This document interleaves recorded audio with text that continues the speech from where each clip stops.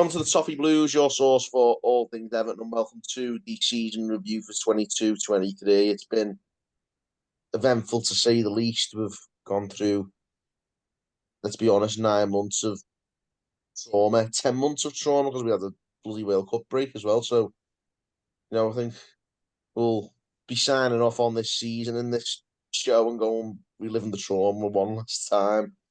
And on that note, we're going to go straight back to the start of the season. And let's be honest, mate, the root of a lot of our problems this season came from. It was this time last year, there or thereabouts, and I was on holiday and found out that Richarlison had been sold, which in itself was bad enough. It was a big loss to the team. A really popular player left, and what we're going to touch on is like how they set the stall out for this season, because we didn't replace him at all, did we? No, we didn't. No. The origins of why this season was so bad was the lack of preparation. I don't think we were prepared for the season. I don't think we had an idea of how we knew the previous season was shocking as well, but we didn't. I don't think we put enough plans in place to stop it happening again. And then Richarlison leaves, and we essentially replace it with Neil Maupay, essentially. And yeah, that's where the tone for the season was set last summer. And I don't know. I like Richarlison. I thought he was a good player, but I don't think he was irreplaceable. And we somehow made a job that didn't have to be impossible. We just made this season even more difficult for ourselves than we had to. Yeah, it's not even like it was just the lack of proper governance in the club at all management levels was on show last summer. It's like the pre-season was poor. Like you could see that from the condition the players were in when Sean Dyche came over. Obviously, we don't want to jump ahead to that yet, but not as well. The recruitment side of things, like it just showed a fundamental lack of understanding of what we needed. Okay, we needed to sell Richarlison to keep the lights on, which is another matter entirely. Like the fact that we're back in that position, to keep the club solvent, we've got to sell players, and we sold them to Tottenham. And the plan was just ridiculous. The plan seemed to be to build around Dominic Calvert-Lewin, who had a myriad of injury problems before this season and had missed most of the previous season, and to build around Anthony Gordon. And even the most generous, supporter of Anthony Gordon would not say that he was, anywhere capable at that point. And he may never be, but he certainly wasn't last summer, of replacing what Richarlison was to the team. So then the recruitment was just insane. Like Neil Maupay comes in, and he was always a modest, scorer of goals at Brighton, who make 500 chances a game. That was not the way Everton scored about 2 of them. Yeah, exactly. Like he was holding Brighton back because he would never convert the amount of chances they'd create. He comes to Everton where he's going to get a lot less chances and a lot less, a style of play that's less suitable to him. So why we thought for 1 second that he was going to be able to replace him, Richarlison, is just ridiculous. And then we also brought in Dwight McNeil, who was meant to replace Richarlison. Now, the problem with that is Frank Lampard didn't even know how to play him. He started him on the right of a front three when we were playing a back three. I remember the Dynamo Kiev game. When McNeil came on the pitch, he was playing on the right with Nathan Patterson outside of him. But it was a back five. And I was thinking to myself, yeah, because I'm a big fan of Dwight McNeil, always have been. And, he's come good this season when he's been put in his proper position, which is on the left, getting the ball out of his feet and putting crosses into a striker. That's his strength. That's what he's good at. And he's grown as a player at the club, and he's grown as an Everton player since he's been moved there. But Lampard brought him in, played him out of position, and then took him out the team when he wasn't performing. He's always performed offensively. He always put a shift in off the ball. But like it led to fans just sort of scapegoating him. McNeil is like, oh, we brought him in. He's the poster boy for bad recruitment. When that wasn't the case, the poster boy No, for not bad a recruitment chance. was Frank Lampard. Yeah, we Go as brought far in as to say he's our best sign. Mopai and McNeil to replace Richarlison in an aggregate way, between the two of them. McNeil with his defensive side, Richarlison's defensive side, and Mopai for his goals. Just showed a fundamental lack of understanding. Like it was just a ridiculous, plan or strategy to replace a key player. And okay, we'll come on to McNeil later in the season, and I don't blame him at all. I just blame a bad manager and a bad recruitment team who thought that would work. We needed someone more impactful, or we needed to bring McNeil in and play him the way he excels, which we've now done, and have someone else to dovetail with that. I'm not a striker, not Neil Mopai, and just we were on a bad footing straight away because the recruitment was bad yet again, and we also had to sell because of the poor run of the club. I mean, on that note, go on, Owen. I was going to say, we segue to the start of the season. We can all have our own personal favourites of people who played up front for Everton this season. My favourite was Dwight McNeil up front for the first game against Chelsea. I've got nothing to say about that. Yeah, I really thought that was a great idea, and I was really happy after the first 3 games of the season, both with the recruitment team and the manager. I thought they played an absolute blinder. I mean, even if I could talk for hours about this first 6 months of the season. It drove me up the wall. One thing that drove me up the wall before the season's even started, we lost 4-0 to Minnesota. Did we? I don't remember that. You'll have to talk about pre-season to me because I was on holiday for most of it. So, well, to be honest, the less said about it, the better. To be honest with you, it was absolutely torrid. I vaguely remember us playing Arsenal. Was that this year? Yeah, I think they beat us. Minnesota beat us. Blackpool beat us. I think our only win was the Dynamo Kiev game at Goodison. Yeah, I'll be honest. I No. don't give about pre-season results. I just care about like what you can take from it as like signifies the coming season. So if we lose every pre-season game, I don't care as long as they get fit. But there was a very worrying sign from the pre-season, which was that meme now of Lampard after the Minnesota game where he's going, another poor goal, and then we could see another poor goal, then a lucky goal. It's like an average goal. That had supporters all over the rest of the country just laughing at it's like a FIFA player who gets battered going one jammy goal, then another fluke goal. He did that twice. No, he did it.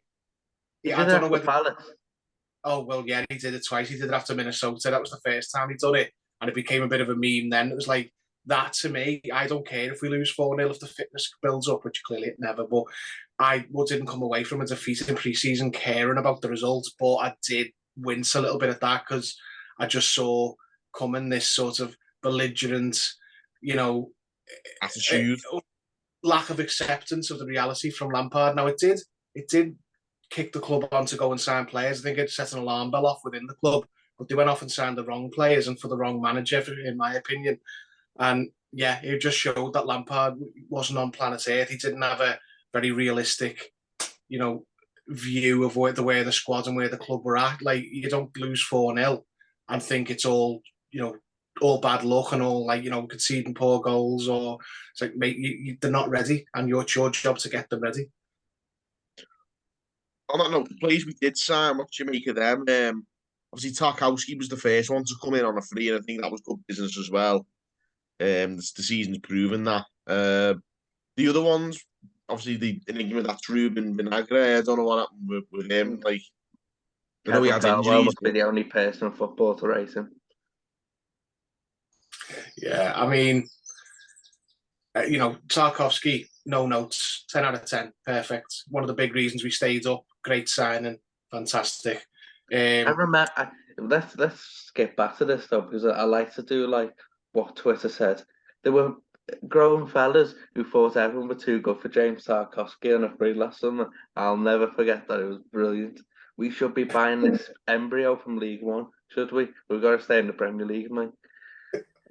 I'm absolutely thrilled with Vinagre, him. though, yeah, amazing. He's just, some things just fit, and he's just an Everton player. He's just, loves a scrap. Yeah.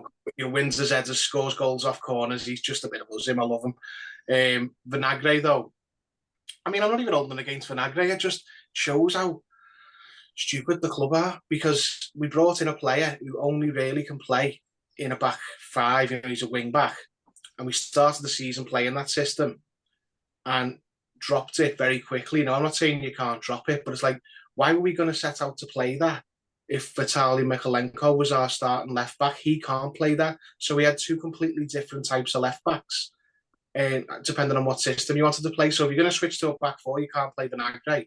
If you're going to go to a back five, you can't really play Mykolenko. So it's just, he's a left back. He's cheap. He's on loan. He'll do. We barely saw him. I barely thought about him, and I never will again. So, not his fault, but stupid waste of a loan slot, really. That he'll do. He's cheap kind of mentality is what we've been displaying in the market all summer, really. But in Farewell defence, it kind of seemed like with Cody and Vinagre that we were sort of like recruiting for a back three, and he ditched it after 5 games. So it's, I mean, I struggle to put too much blame on Farewell Nanton, because saw a pack and gone, look, he's gone to a free for the last 3 months of the season. It would suggest he would keep it for a period of time. And after 5 games, he just bins it off. So it's like, what are you supposed to do? Yeah, but even he started with the five defenders, or the three with wing backs.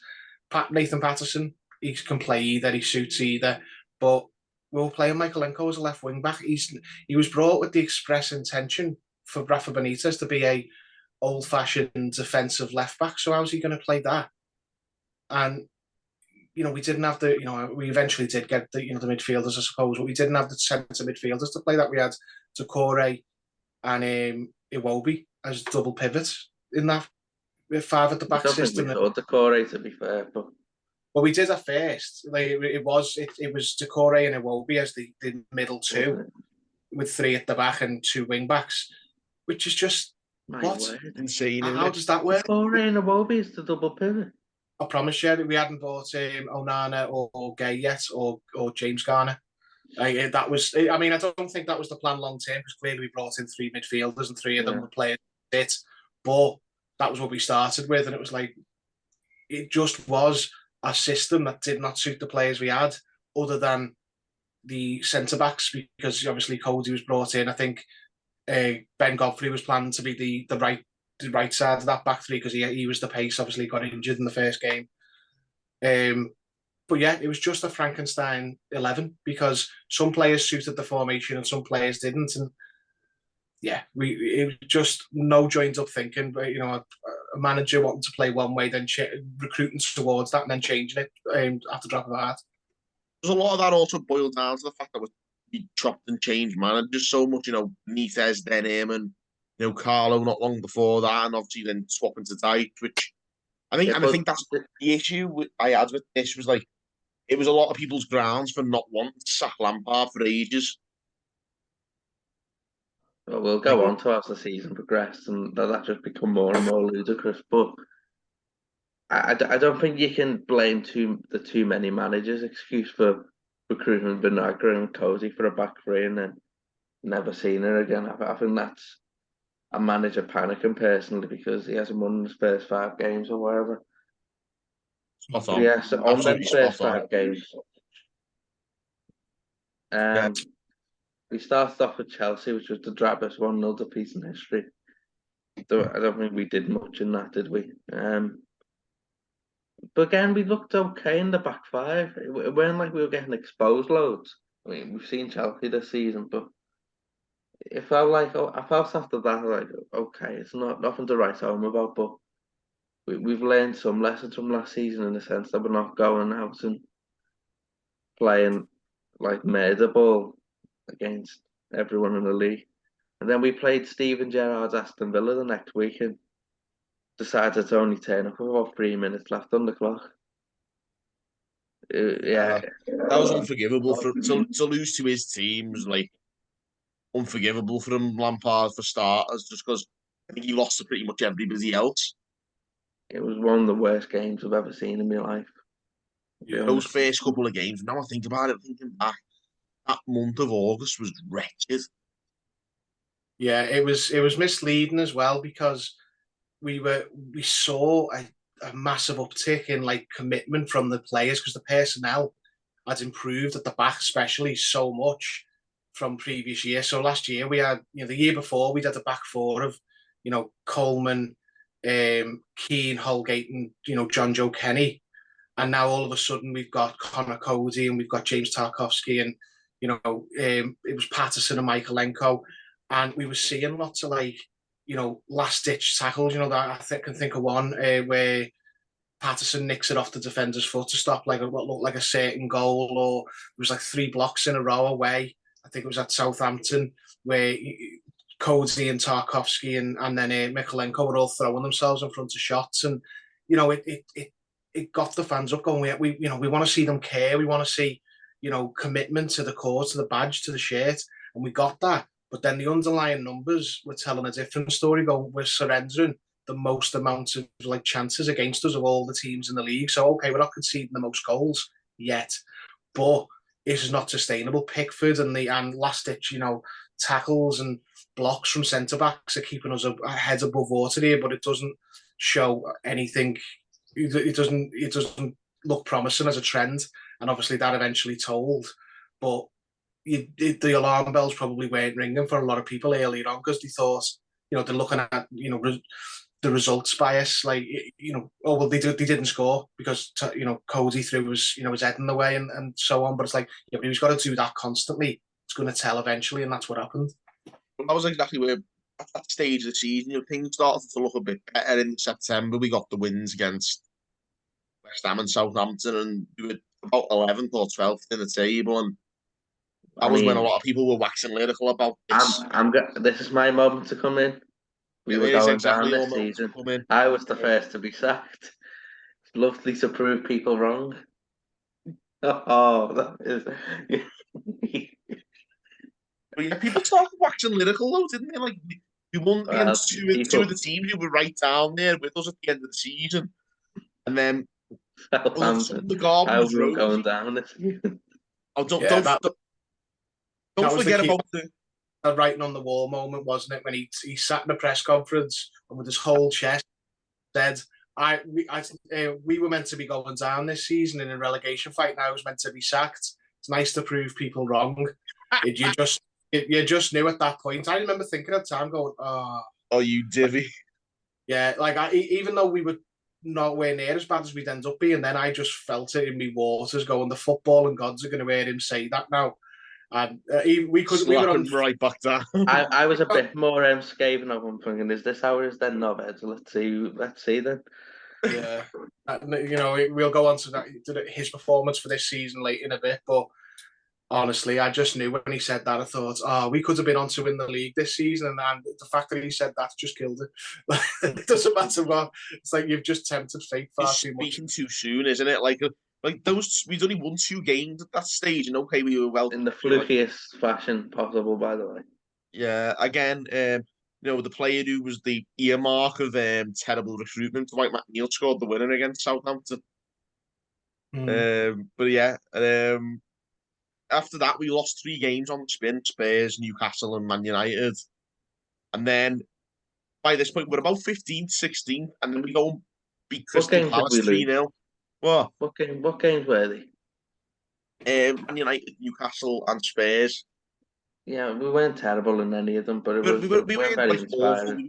We were unlucky in some of them, but we beat Crystal Palace 3-0, and this is when the Lampard ball. I remember everyone was going nuts because we had that 20 pass goal and was like, "Oh, this is Lampard ball." Was that the game where the only bigger idiot in the stadium was Patrick Vieira? Well done, you beat Patrick Vieira. That's well done. He's 13, isn't it? Yeah, it's well done. You beat Patrick Vieira. Honestly, the bloke who got a super team into a relegation battle. So well done, Frank. Thank you, Patrick, for the win. But I mean, it was our last win under Lampard, by the way. He played in midfield three that day of Schlupp, Ayew and Eze. One was a striker, one was a winger, and one was a number 10. So we were always going to find luck against that, weren't we? Yeah, because at that point we had like Onana and Idrissa Gueye in, and they actual centre midfielders, and just ran riot against them. But yeah, honestly, it was just Palace were another club like us and like Villa, who were just giving their managerial reins to a star player from another club. It's just like it was just unbecoming of clubs of that size and like that history. Like, especially us and Villa, and we're bigger than Palace, but even Palace have got a good club with a good identity, and whatever, what have you. Like they're better than that. Yeah, it's like we just this virus that we all had at the same time of going, well, these were star Premier League players. They were not for us, like, but they were for other clubs. Let's give them a go. It's like, honest to God, give them a go at small, football league clubs. Swansea or something. Yeah, exactly. It's like, what are they doing at Everton, Villa, and Palace? It's like ridiculous. And I know there was they said there's a dearth of managerial talent around. Everyone seems to be locked in. That's why lesser managers are going to bigger clubs. Nuno's at Spurs, like that kind of thing. That's an example. He wouldn't have got that historically, but I'm sorry, Sean Dyche, the world's best manager, was sitting at home while all three of these absolute charlatans were in jobs. I'm just glad that we were the ones who decided to make that change. Because I don't think Villa have too many complaints, like no Palace, but yeah, but this is what I mean. They went and got a proper manager, and so did Palace. And Palace did like they go back to Roy and then go again in the summer type thing. But isn't it strange how all three clubs got themselves out of Naya when they went to proper managers when they started when the grown-ups came in? Yeah, when the adults came back into the room. I'm not going to say anymore. You've smashed it there. You couldn't have hit the nail more on the head there. But like I said, it bears out in every possible metric that you could possibly put it. The idealists and the fashionistas that were at the start of the season compared to the grown-ups who were in at the end. The people who ended the season ended up with much better records. Like Palace didn't win in about 5 months at one point, then they won about 6 on the spin. That's not like luck or anything. That's not a coincidence, is it? Like, yeah, Villa ended up finishing in Europe. They were in a relegation battle when I mean, if you look at Palace's squad, it's incredible that he was so bad. Like we're crap. We've got a poor squad and needed a proper hard bastard to get us out of trouble. Palace would get some going for that Palace team with all the attacking talent they've got and the quality they've got in different areas to be in that much trouble, because like Anderson and like Eze and Alessi and Zaha, they've got quality. Palace, don't get me wrong, they're not going to get the Champions League, but they should be nowhere near that. And well, we smashed them, and we've gone off track here. It's on a Palace season review.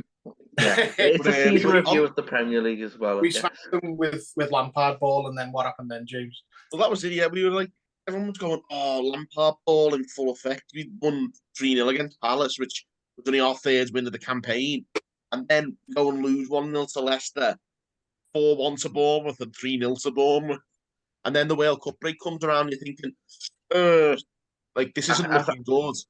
I feel like we need to bet on these Bournemouth games because they'll write there'll be memoirs written in future years about them 2 Bournemouth games, how the manager ended up surviving both of them. I mean, the first one we got, you can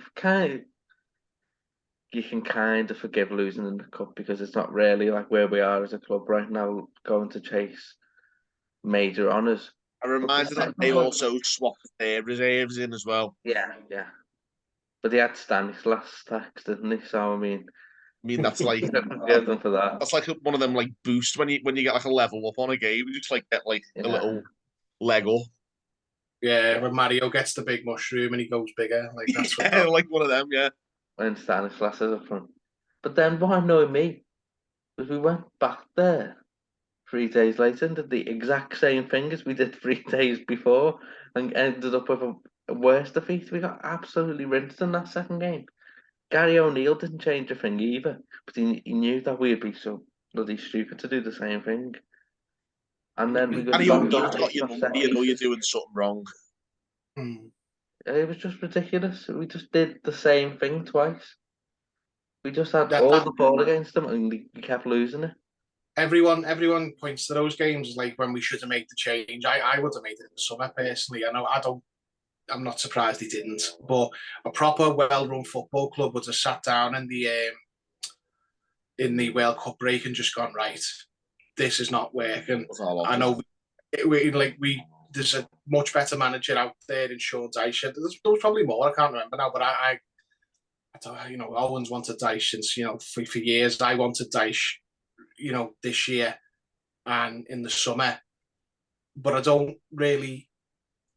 didn't expect them to make a change because we're not a well-run club, and the reason they didn't, probably because they thought they'd get pelters in the press, so we can't sack another manager. It was like that those two games back to back showed a big thing. It wasn't just the anger of losing to a lesser club, but it showed Bournemouth are shit, and they absolutely chased us. And what does that tell you? That tells you that we're shit. That's a team who got beat by Jurgen Klopp had his hand round Scott Parker at the beginning of the season. Didn't he win 9-0? It's like a club that's that shit took the piss out of us across 2 games, so it wasn't a fluke. That shows the level we're at, and a lot of the squad all got used across the 2 games, so it wasn't like, oh, well, we can change things up. That showed where we were at, and we needed, as Owen put it, a grown-up manager now, because we're sleepwalking towards another relegation fight, and this is the chance to reset, and we didn't take it. People say, hindsight, no one was talking about sacking Lampard after Bournemouth. Mate, everyone who had a brain was talking about sacking Lampard after Bournemouth. Oh, I'll be honest with you, I tried to back Lampard as long as I could. I didn't want us to be that. I was actually off that belief we shouldn't sack. And then Bournemouth games happened, and my mind just changed immediately. I think if anyone should have made the mind up after that. People were just not in of a mind to sack another manager because they didn't want to turn it. I mean, we've already have. Hopefully it ends now, but we've practically turned into Watford, and I don't think people wanted to do that because they see that eventually it catches you out. It doesn't work anymore. But that's fans can think what they like. Oh well, you're entitled to like Lampard if you want. I never agreed, and Owen certainly didn't agree. But these are meant to be football people who run clubs. They're meant to look at things and go, we have to make an hard decision here. And he didn't. He did it right the way into the end of January. They just looked after themselves. They just thought, we'll get criticised if we sack another manager, especially one with such a name like Lampard, who's quite well thought of, in the London and what have you. We'll get pelters and we'll look awful and we'll look like Watford, so we're not going to sack him. And it's like, yeah, but who cares what you look like? You've got to make the big decision, and we didn't. And obviously we go into the World Cup and nice little break. So trips to Australia, that'd be nice. Yeah, trip to Australia. But we saw Messi lift the World Cup like everyone wanted to. Everyone got their photo of him kissing it, and then we got real football. Yeah, and then we come back, and then did anything change for that Wolves game? Did literally anything change in 6 weeks? We learned we learned everything, but the manager learned nothing. Yeah, and then we did the exact same thing for that game.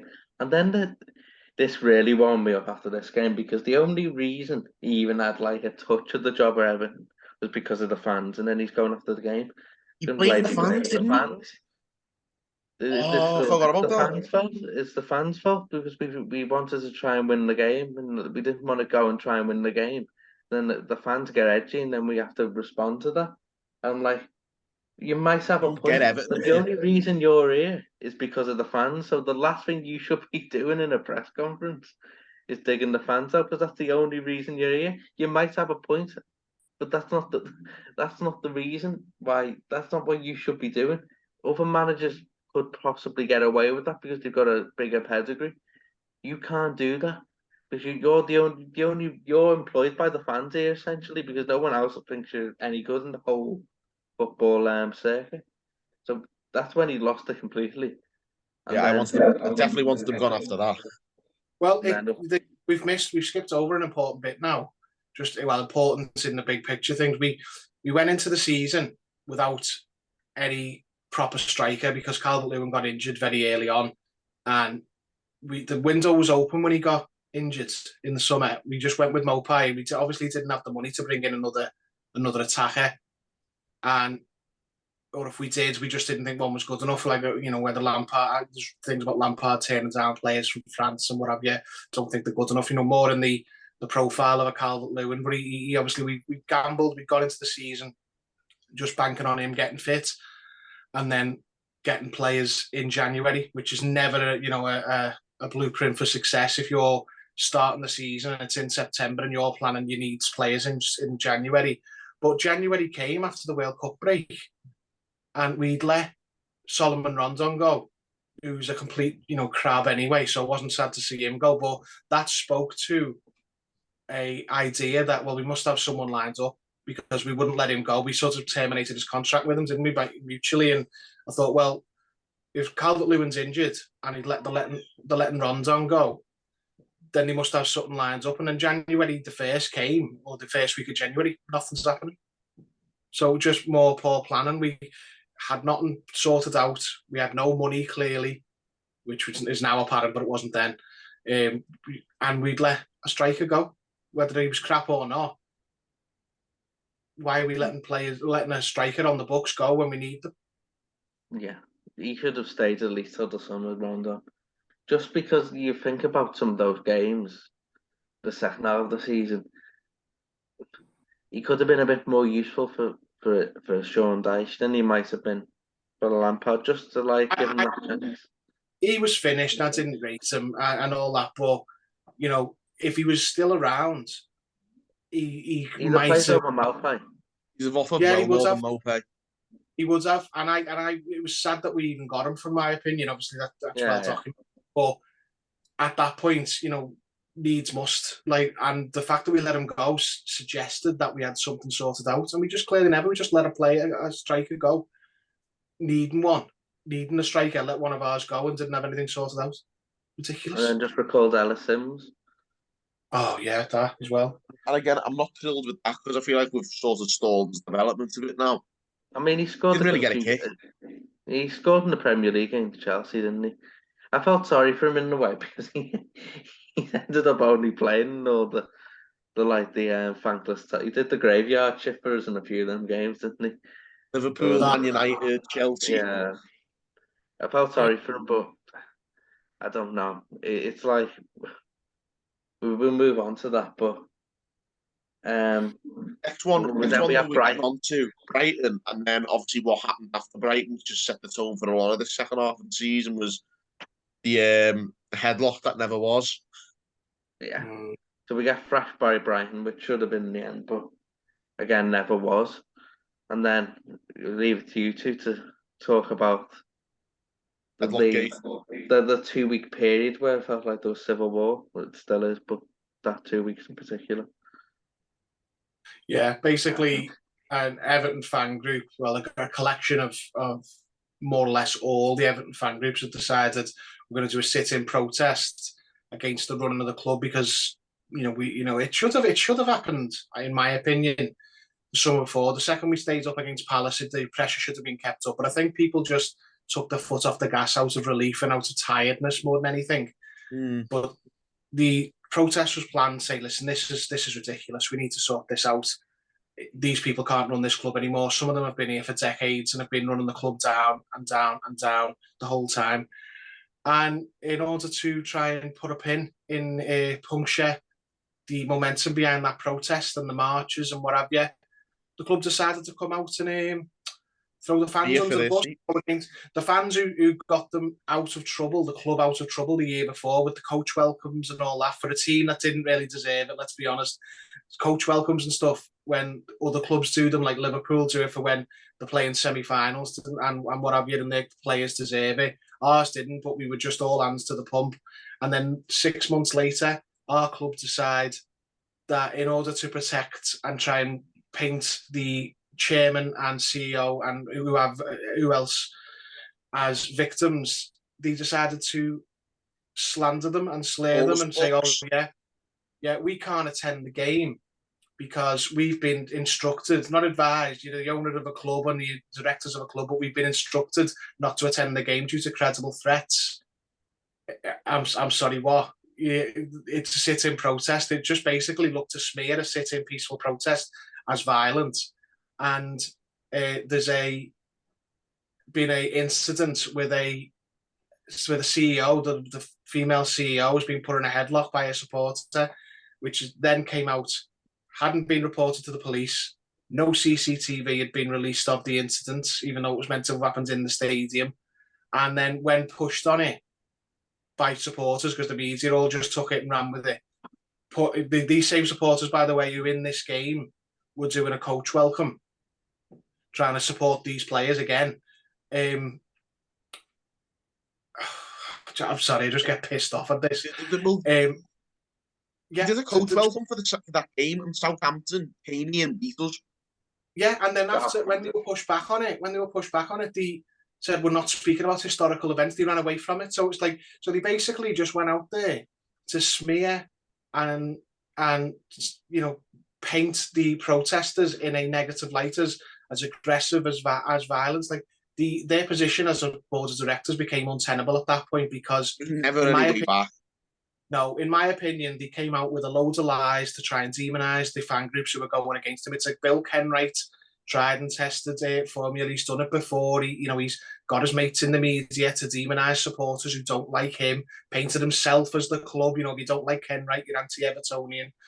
And this was just one roll of the dice for him that I think it was too many, because it didn't work this time. And, pundits like Ian Wright took it on face value at first, and let's be honest, grassed up a few ex-players saying that someone had an ex-player spoke to him who'd been on the phone to Kenwright saying, oh, this has happened and that's happened. And that was when the board, just as I say, their positions became untenable. They made it a thing that they weren't welcome at the ground. No Everton supporter had ever said that. So yeah, at that point, the directors had demonised the fans to try and protect themselves and paint themselves as the victims in the situation, despite what the fans had done for them in the previous 12 months. And at that point the positions were completely untenable, because it wasn't a thing that the directors weren't welcome at Goodison Park.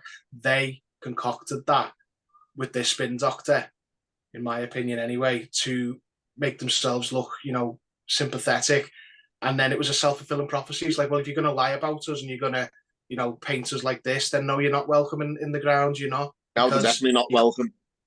You're clearly against us. Like, despite, whatever you think of Everton fans, they bailed the club out the year before. And then because they were going to do a sit-in protest against the chairman and what have you, well, that's it. Then what was it with the Blue Union? They really betrayed this club. But that's always Bill Kenwright. You have betrayed this club.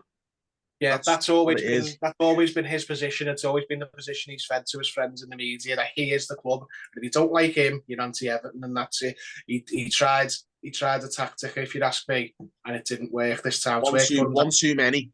He's got away with it for far too long. Yeah. So go on. Yeah. Sorry for me.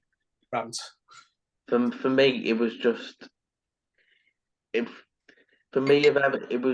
It was a diversion tactic for me. A, to take the blame away from them, and B, to also make people in the media. So they're putting the pressure on these fans and the whole. But it took away from me that we didn't sign a single player.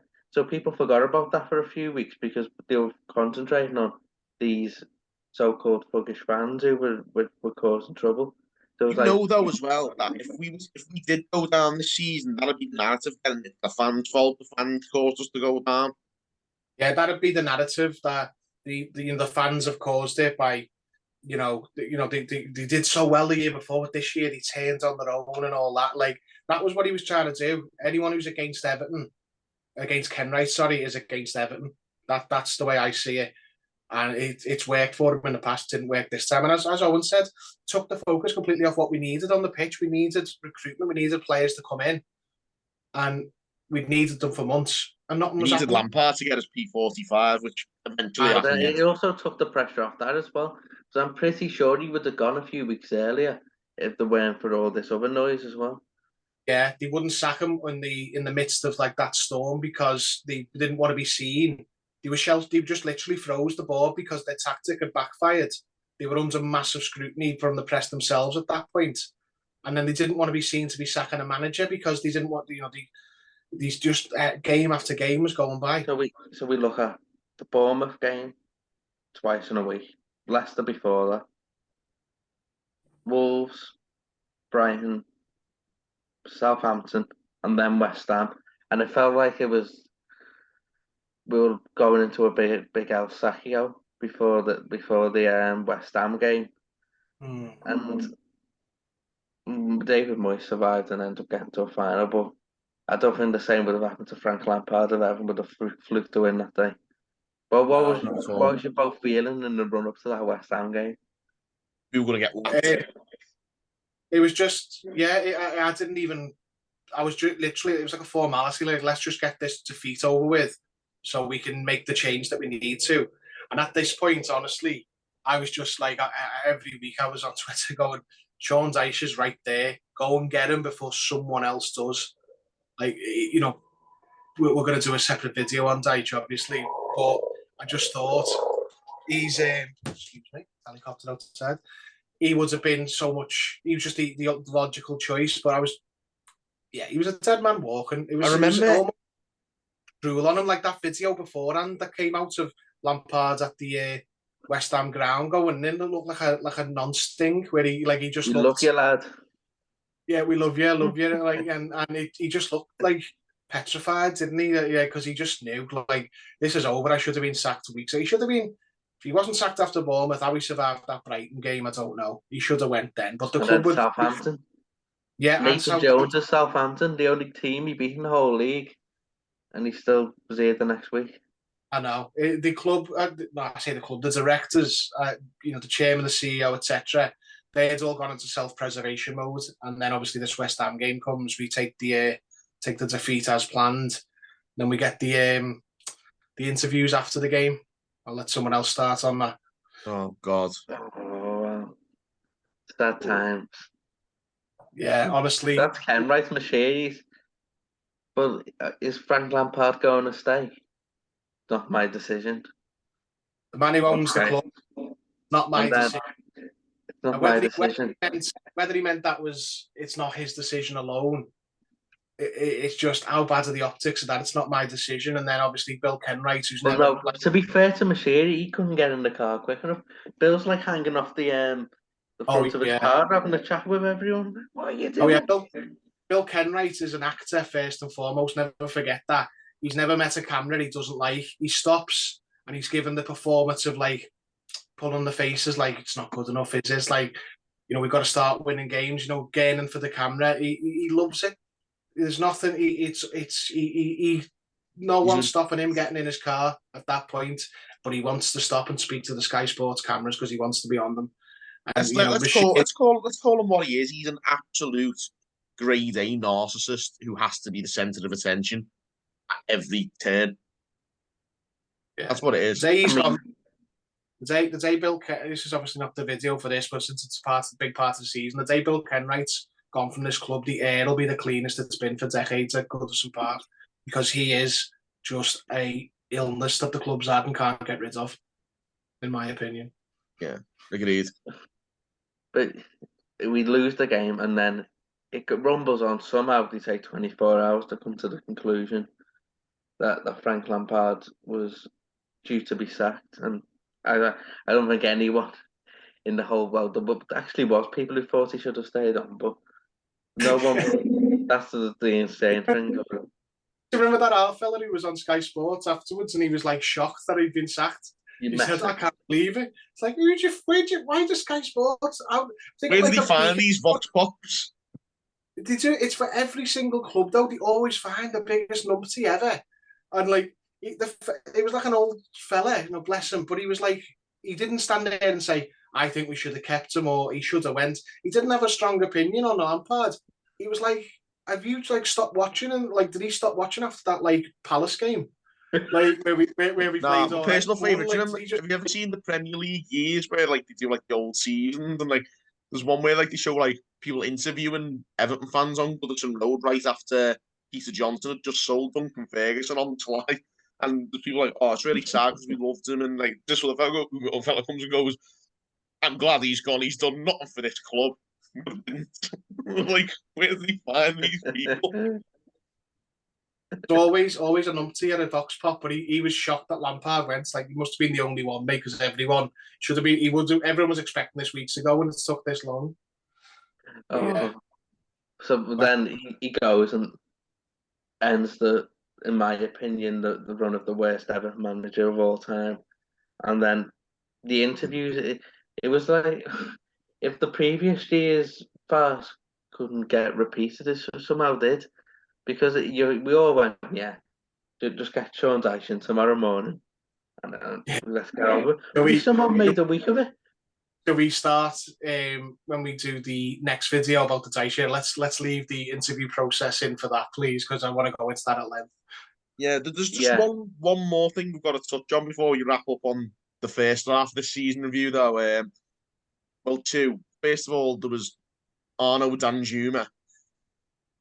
There was. Whatever happened there? Who's he? Because he's never played. To be honest though, I remember actually when he bottled out. I remember not being like delighted, but like thinking he didn't pass the Moyes test. If he didn't pass the Moyes test, I don't remember Everton, because I kind of use his talent ID for baiting. We were desperate for any reinforcements, and we seemed to have got a decent level player on loan. You know, like, and worked really hard to get it. So I think he would have been very useful if we'd have got him, because any extra attacker player would have, and he'd have probably played up front instead of Damari Gray at times, and certainly ahead of Mopai. But as Owen said, he didn't pass the Moyes test. If what you can say what you like about Moyes, he never got many wrong on a transfer, did he, at Everton? And he also showed us his character. Like, he must have. One, he's stupid, because he said, I'd rather go to Spurs, where they've got an embarrassment of riches of strikers and wingers, which has proved to be the case, because he's hardly kicked the ball while he's been there, whereas he would have played every minute for us probably. You know, it's only on loan. I'm not saying you should join Tottenham over Tottenham as a permanent deal, but it's like, mate, if it's on loan and you want to play, you're not going to kick a ball at Tottenham with Kane and Son and Richarlison and Kulusevski. Whereas here, there's just like no one to speak of. You're going to play. And he's gone back on the deal, and that like, that shows why David Moyes wanted. He's clearly a bit of a knobhead, and we didn't have space for knobheads in this battle. We needed, we needed people who were going to work hard for the cause, and clearly he gave us a clue very early on that he wouldn't have done that. He might have been a problem, and that's something we could have done without. But it didn't feel like that at the time. It felt like a striker we needed had, slipped through the net, but. Obviously, that's another telling sign that the club's not really, the club's not being run very well. I don't know how. No, I mean, I'll kick the club for everything they do wrong, but apparently, from everything that's come out, sounds like they didn't really do much wrong on this one. He's just a bit of a knob and a bit of a tit, and acted as such in accordance with that. And it was a bit of a bullet dodged as history has panned out, but. Yeah, even if he'd have to put up with an absolute soul like that, you'd have to be Salah levels, wouldn't you? You'd have to be, so good that you've got to just get on with it. Because Lukaku, like, we put up with a lot of him because he was that good. But no, definitely not that good.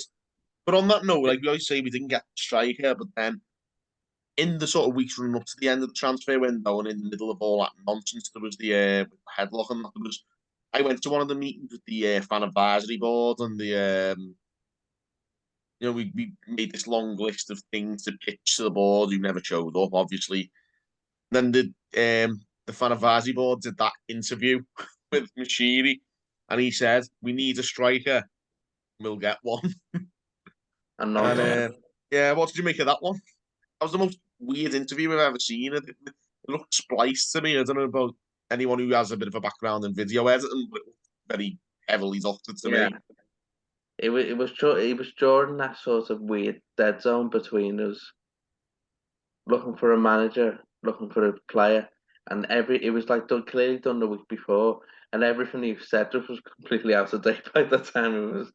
Yeah, it was quite obviously a long form interview under completely different circumstances. Lampard was still the manager. They thought they had Danjuma probably wrapped up. So that was probably meant to come out completely different, like, in a different world. and they had to still put it out because they'd spent time doing it. So it was heavily edited. Everyone was saying that they weren't in the same room, but then Jazz Bal, bless him, he's he's got the most the biggest heat position ever. Like it's like he gets a kicking for things he hasn't even got nothing to do with sometimes. But he ended up like putting that to bed by putting a picture of him and Mashiri out. Yeah, we were together. I did interview him, but what he probably can't say is there's frigging all kinds that we can't use now because The manager. The way Everton works, it's out of date within an hour. But I'm not even blaming Mashiri at that point because when he said that, it was probably all in hand. So why did the club put it out after the fact when the manager had already gone and what have you? Just don't make promises like that. At least he could have done was edited that bit out, couldn't he? Then we move on to the interview stage and all the nonsense surrounding that one. There was about a few names being bandied around, but then there was obviously the two big ones, Sean Dyche and Marcelo Bielsa, who two very similar managers, aren't they? We've always been like on the same page as far as football concerns. I mean, anyone tuning in, you couldn't get any further, could you? Really, let's be honest. It just showed the lack of joined up thinking from who runs this club. They hadn't got a clue. They were just picking two at opposite ends of the spectrum. It weren't just them two though, and it's come out since. There was like loads of managers who've come out and said they got interviews, or it's been reported to have interviews. So I don't think it was just them two. Myself, I think, just like Carlo's son, David. I think he probably got spoken to about it. Did he? Yeah, he would have done. I think the name just escaped my head now. West Brom manager. Carlos Corberán. Yeah, he was linked. And then I think Sam Allardyce was linked as well. I think Rooney was linked as well. Like not Rooney. That wasn't that couldn't have been a serious conversation. No, but there was. I remember when deserve every bit of hell you go to going from Lampard to Rooney. Yeah, but there was the famous clip on Sam Allardyce's No Tippy Tappy podcast, wasn't there, where me and Owen spent a good few days just thinking Allardyce is it because the rumour came out in the paper because it was constant in the time for the job interviews for the manager position. It was changing every day, wasn't it? Every time there was embargoed news that come out of a night, the Daily Mail or like the Guardian would have like a different one each day. It was like, oh, so and so's moved to the front of the queue, or Sam Allardyce is still well thought of by Farhad Mashiri, and he's spoken to him, and in response to that, Sam Allardyce does what we now know was a great bit of self-promotion, which is his forte and always has been. He said on the podcast, "Oh, they've got me number. That's something I'd have to speak. Like his double speak, where if you read the between the lines and read the tea leaves, I thought, and I think Owen did as well, that Allardyce was sort of screaming without moving his mouth that he was coming in to do another, save me job, and it was a hard, pill to swallow because Everton now and last season were in a much different place than when Allardyce came in last time. So I think the people who didn't want him and didn't like him last time, myself included, would have had to have got on with it, yeah, because it would have been a very different situation and it would have been something that we probably could have done with Allardyce before. But obviously, I don't know why you'd go for Allardyce when there was better managers available. That's the manager we got. But I'll let Owen touch on the next names. Well, before we go, there's one we forgot to mention actually, and this is the one that really had me quaking in my boots, to be honest. Like in the run up to Lampard being sacked, there was rumours about Roberto Martinez coming back. Yeah, but then he quickly signed the contract. Was it Portugal? Portugal, yeah. So I was very calm when he signed that for. So at least that idiot isn't coming back. But then there was the Marcelo Bielsa nonsense. And it seemed that he was bringing half of his wardrobe over to England. I remember you using the group chat saying he's not doing this for no reason. He's signing and he's saying, I went, no, he's just a nutter. I'm not reading anything into that because Yeah. he can just do that. He's one of the most tapped individuals I've ever met. Well, I've never met him, but I've ever come across. Heard of. But this is the thing, right? Marcelo Bielsa was the first choice. Let's not forget that. We can't No, he was. credit us with the good decision of bringing Sean Dyche in. But I was I had my head in my hands every day. I was like, there's two managers available, and one is the clear and far away best fit and best choice for the situation we're in, and one is probably as far away as you could go from what you need. Marcelo Bielsa, his style is literally called murder ball.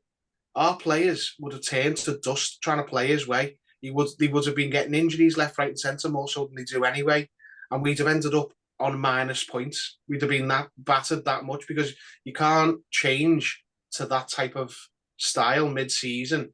And it took the man himself to come over with half his life on a trolley and look to all the world apart from Owen that he was, like he's going to sign on. He's the manager. He's come with all his gear.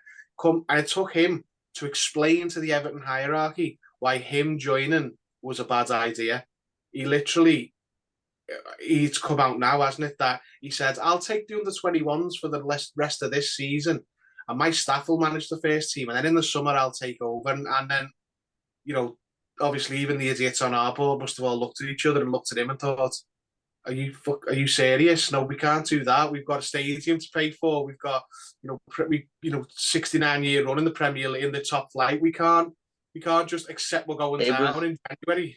It was I'm even more angry in hindsight that he was an option. I just don't know. When Lampard was sacked ago, yeah, I think it was very much a Farhad Moshiri idea rather than a Kevin Falwell one. One of his mates, an agent, whatever, has got in Moshiri's ear and told him what a transformational guy this manager is, and he is. I'm not even.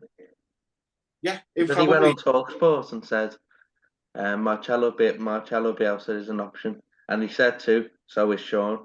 So he was obvious that he was very much pitching for the Marcelo Bielsa side, and he obviously knew murmurs that there were people in the football club who were more keen, let's say, on Sean Dyche coming in. Yeah, just more of the dirty washing in public. That behind the scenes, there's two clubs going on at Everton where you've got Farhad Moshiri and a super agent mate who, let's be honest, is only interested in putting his players through our club to get money for them. So we've ended up with the likes of El Ghazi and loads of others. And then he even said in that interview, didn't he? They said we're not dealing with Everton anymore. Like currently, it's like what he means is we've got no money anymore and we're under sanction, so there's nothing we can do for him. Yeah, good manager Marcelo Bielsa, but I can't understand how anyone with a functioning brain could think that was a good pick for where we are and the job we needed doing was. And it took him himself to convince the board that and the ownership. He basically came over half of his life saying, "This is not a good idea, and I'm going to tell you why." Yeah, and then and this is the part. If this was a professional production video, that we'd have had the shots of Lampard and his hat on the touchline. We've had sad players after the West Ham defeat. We'd have had Ken Wright gaining at the camera, pretending he's trying to get in his car. And this is the bit where the tone would change in the video, and you'd get the guitar music coming in, and this is where Sean Dyche came into the club. It was a bit of a story. I was I couldn't be on my phone for a couple of hours in work, and then I came out, and my phone literally had steam coming out, and I thought, what the fuck's going on here? So I go on my phone, I think it was 22 messages on Twitter and about 18 notifications. They were all saying Sean Dyche has been picked as Everton manager, and I was in a pretty good mood. But then I was also very anxious, thinking, God, we actually got to save. We've got to stay up now. And then, but I think anyone in football would agree that was the correct decision, and it was a good decision. And what were your memories of that? It was a Friday morning. What are your memories of that? Well, go on, I'll let you go, James. Yeah, I was just like, thank God. I mean, I wanted Dyche over any of them easily, but I think it was just a relief. At that stage, I was like, oh my God, it's not going to be Bielsa. We might like, and then the more I was thinking about it, I was saying to you guys when we announced Dyche that he's the only one who gave me any hope that we might stay up. And I was like, okay, let's see what happens here. Yeah, I was obviously, going like a seesaw. I was going up and then down throughout that week. Like, oh, every time the news came out at 11 o'clock, for the embargo stuff, it was like, it's going to be Bielsa, it's going to be Martinez. I'd have had Bielsa over Martinez, put it that way. But it was just like, he's right there, the ideal manager, what we need. And I know that not everyone is as enamoured with Sean Dyche as me and Owen. Like, even people who were like a little bit, neutral on him, going, well, he's probably the best choice. They weren't as like, they weren't as over the top as we were, because I'm a big fan of Sean Dyche, and I'm second in those terms to Owen. So I was just so relieved when it was like common sense has prevailed. It's accidental because the club tried to appoint Bielsa, but we've got the right man for this task. And they even fucked that up, didn't they? Because never mind the fact that no players came in, when we badly needed them, regardless of which manager was in. But we also took ages to announce him. He'd been Oh, remember that weekend? I was yeah, convinced something was up. yeah. I was worried. There's like something's going to go wrong here, like because he'd been cited in Finch Farm going in on Saturday, Sunday, and the Monday before the club had announced them. And And I know, it's this point where I've got to announce the tweet of the year. Sean Dyche has been in Finch Farm all weekend, and he hasn't been announced yet. He's still been in Finch Farm more than Ronald Koeman.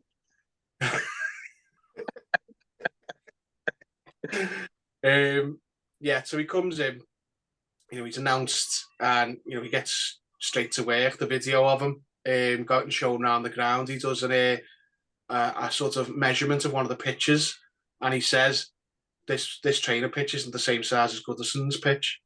And you just see Kevin Thelwell like just drop a bollock. He's just like, okay, we'll get that sorted. It's like, there we go. Like, that for me is why I like Sean Dyche. It's not that like, oh, the funny, interviews and like, the style of football and all that, which is 50% media creation anyway. The style of football, he hasn't played long ball since he's been here. But it's the attention to detail. He reminds me a lot of a young David Moyes at Everton. Like, he comes in and just basically gets a grip of the club. That was not as badly run then as it was now before Moyes came in, but a club that needs a bit of strong leadership, and he's coming in and he's providing it. So we let him down in the market as well. Like, we didn't get anyone, and we could do a whole video on that. Everyone knows what happened, but that's another thing. Do you think Bielsa would have stayed in his job if we'd ended the transfer window with no one? He'd just walked No, out. Last of the day. he walked out of Marseille. You were like, I mean, they're nowhere near as badly as run as we are. I'm not saying the best run club in the world, but I'm pretty sure he quit after like half a day or something there because something happened that he didn't like. Yeah, Like, so that would have he's a happened well walked. easily. But so Dyche basically gets let down in the transfer market. He eventually announced after was taking the piss of signing him anyway, and it just literally the safest pair of hands, the steadiest hand on the rudder you'll ever know. It just comes out after the transfer window when everyone's pulling their hair out and having a meltdown. He goes, "I've kept worse squads than this in the Premier League." That was the comments that came out, that he feels there's I've kept worse squads in the Premier League, and I said to lads, if we're bringing anyone in, they've got to be better than you lot. What great man management that is, because it suddenly makes players he knows are terrible, because we've seen the sort of murmurs since the season ended about what he thinks of some of them. But that's brilliant, because what it does is it makes people not, and it makes the players not think that he's noticed them. And I think that's a really good sign of management. And then we end up entering our Arsenal game, 15 points, no one come in. We start with a weaker squad than we started the season. And then we're thinking, well, let's just try and put some groundwork in to see if we can possibly stay up, and we win the game. Outstanding. I think that was a brilliant performance at Arsenal. Performance that. Arsenal at that point as well were on fire, top of the league. You know, looked like they had one hand on the title, so no one gave us a chance. And you know, I was like Owen. I was like, yeah, I'm not expecting any points out of this, but I do want to see it. Basically, it's not a lot.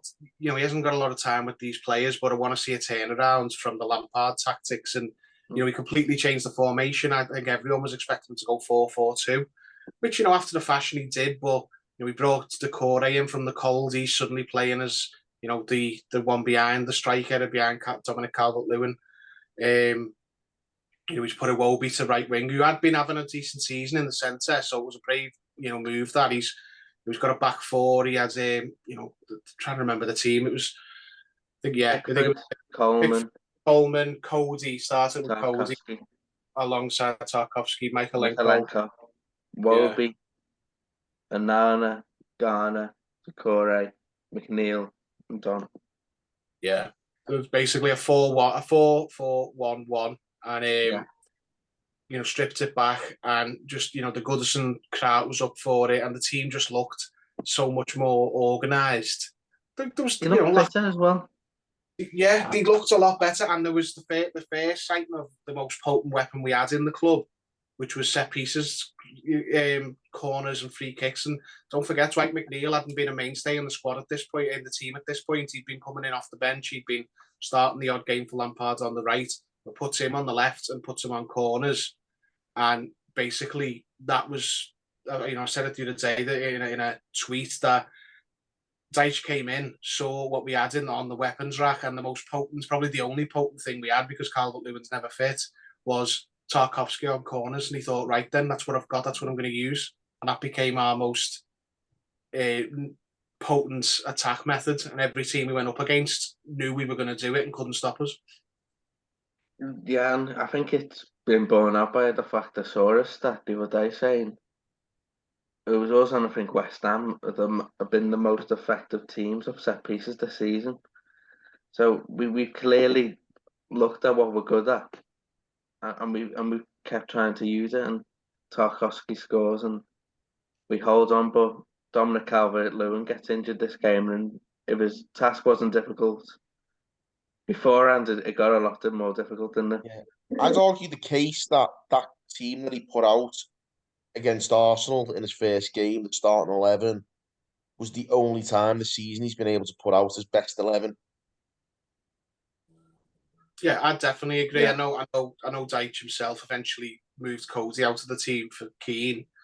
But I would definitely say that 11 that he put out against Arsenal was the first choice 11 that he had in the building, and it was the only time he really got to use it, because, as you say, Calvert-Lewin went down, and he was the least, apart from Pickford maybe, he was the least replaceable player. We had no like-for-like play. We had one other striker in the club, in Mopai, who's nothing like him.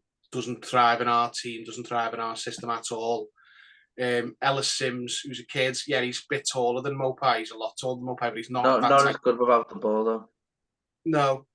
So he the most crucial player in the outfield and the least replaceable goes down with an injury, and it's the main goal threat. So it's a hard job has just become near impossible for him at that point. And then we go to Anfield, we get the yearly defeat. We didn't play too well in this one, but if I remember well, Tarkowski hits the post at 0-0, and you're thinking, if that goes in, it looks a different game, doesn't it then? I mean, we were unlucky in that regard, because we near go ahead and then we get killed on a counter attack. And let's be honest, better teams have been killed by that Liverpool counter attack than us. And you know, there's mistakes in there. Michaelenko's marking no one. Pickford runs to the bench to see what he should do, and just abandons his goal. But after that, they just didn't turn up, did they? But honestly, at this point, I was like, we've got bigger fish to fry. We're not going to stay up by beating Liverpool. We're going to stay up with the games. Like, this is just, and you know, they were in a bad run of form, but they're still a much better team than us, and we're not in a position to be, you know, expecting. Not away from home. No, not especially not away from home as well. Yeah. And then Leeds at home, so an ugly win, but a very, very important win, because at that point it was like Leeds had just sacked Jesse Marsh, and we'd come into a bit of form under Sean Dyche, and it was, if we just if we win, if we beat them, that'll be so important by the end of the season while they're having this run of form. Yeah, it was a great goal though by Seamus, and honestly, I think that could be our most important win, really, in reality, just because it was against a team in and around us. Yeah, Yeah. it was crucial because it built on the previous result. Set the got a bit of momentum behind us. Took us away from like the sort of Lampard spell mentally, just for the fans. The fans felt like they could get behind something because the previous year the fans had saved us with Lampard, but I don't think anyone was up for it this time, considering the way the board had treated the fan base. And in fact, we've got no players in and all that, but two victories, quickly like that, even though it was punctuated by the derby, it just showed that there's life still in us. And it's got to be said as well, you look at these managers that the clubs around us brought in, whether you're a big fan of Dyche or not, which obviously we all are, but Javi Gracia, Dean Smith, eventually Sam Allardyce, or there was just no Ruben Sellers. There's just no. There was it was a dearth of quality managers around it, and I just think we were so close to not getting Sean Dyche by either appointing Bielsa or waiting a little bit longer with Lampard. We waited far too long with him. We were so close to having to pick from this absolute slim pickings. It probably would have been Big Sam then, wouldn't it? Yeah, it would have been, and someone else would have got Dyche and got the benefits of what he was doing, what he's done here, and we would have gone down. I don't care who we'd have got in. We wouldn't have attracted anyone better than Dyche, and Dyche would have gone into a Leicester or he'd have gone into a Leeds, and especially if he'd have gone to Leicester, they'd have been safe and miles away because they've got more quality players than we have. So, good results against Leeds, great goal by Seamus, but just good turnaround from the manager. But didn't mean he was a miracle worker. Didn't mean we were suddenly going to do an Aston Villa and march up the table. No, I did think we were threatening to at one point. I thought, surely this can't be too good to be true. And it kind of was, because it got more difficult because the impact of not having Dom increased and more people got injured. So yeah, it was after Leeds, Villa, and I thought we were really unlucky in the Villa game. I thought we were good value for at least a point, if not a win. I think, remember, it was the value of having Mope up front. Now, we missed 2 or 3 really good chances in the first half. I don't think we'd created as much as we did in that game without scoring. They were well organised, and this is on the break and bit of a sucker punch. And the mistake from Connor Cody for the second goal was sort of the end for him, wasn't it? Yeah. And then move on to Arsenal, and I thought we did well for the first half, and then second half they just took it away from us with their quality. Michael Keane's back in at this point. But I don't think you could have read anything from that Arsenal game other than the top of the league away from home beats a team near the bottom of the league at home. But then we move on to Forest, and I think we all had different opinions of this game, whether it was a good point or not.